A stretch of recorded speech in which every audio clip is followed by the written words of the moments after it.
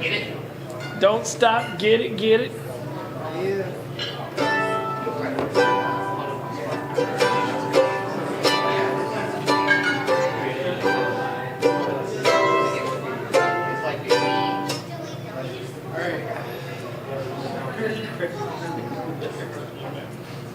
So ever get, I don't know, this is the first time that this has happened where I've gotten all the way up to the stage with the express intention of doing something and then I had to pause and wonder like, does it fit? Is this actually, Yes. I'm getting some thumbs up. Let's go, Colin. 'Cause this is a continuation of a conversation and an answer to a very specific set of questions from 2 weeks ago. Can I tell you something, my man? Yeah. You're beautiful, and if I looked like you, I'd be the fucking president, so play the goddamn mandolin. All right. Yeah, I'm just gonna run with it then. Hopefully this will find its way to any other channels it needs to by way of the internet, because that's the thing that we're doing. So, it doesn't actually start with the mandolin. It starts with this, a brand new thing that I'm gonna try to do. We'll see. Yeah. All right. So, how does it feel, you ask? Your eyes connecting with the room, the individuals, soaking in the many layers of theater happening in the real at the moment.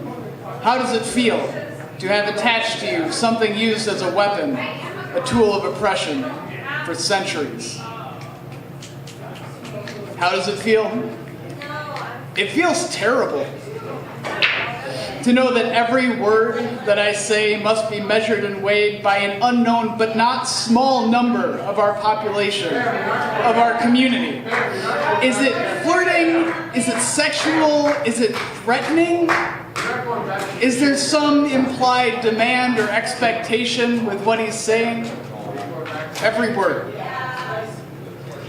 It feels terrible to know that simply by listening as I grew up, like good kids do, I absorbed a collection of patterns and behaviors, lessons of control and dominance, of hierarchy and respect. I learned how far I would go and how much I was willing to hurt a friend for a chance to get off the bottom rung of the ladder that I thought I had to climb. What I would do to feel safe.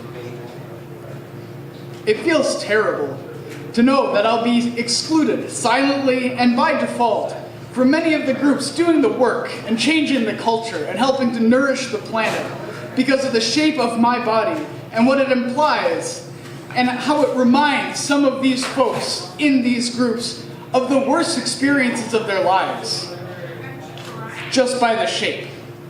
It's enough. It feels terrible to know all the little ways I've kept this story alive by myself. Every time I used an erection as a question instead of using my words. Every time I defaulted to disbelieving a woman's idea would work. Every time I insisted on giving unasked and uninvited help, implying that they were helpless. Every time I expressed resentment when a woman offered me a clear boundary instead of emotional support. Every time I heard a no, and I wondered for a moment if they were sure. I'm not a monster, and I'm not a rapist, and I'm not going to ignore the context that these patterns grew from either. The soil was rocky, and the pH balance was all fucked up by this acid raining down of micro-stories contained within the droplets of millions of ads and anecdotes, the little jokes, the sour notes, and this dissonant chorus of background music droning on so long and so loud, I didn't notice it any more than the sound of traffic while I was trying to sleep. This story that is not mine, it took roots so long ago. I uncover more of its structure and see more of its shape every day. The digging is exhausting.